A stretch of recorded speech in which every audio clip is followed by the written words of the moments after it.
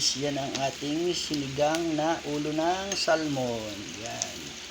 Yung ating ulam for today guys.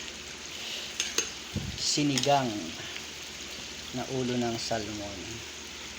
Yan. Ulo po yan, ulo. Yan. Ulo ng salmon guys.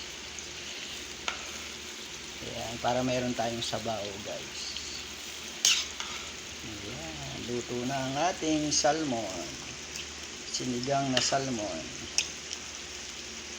Ayan, tikman natin guys. Yan. Sinigang na salmon. May mga gulay. Ayan.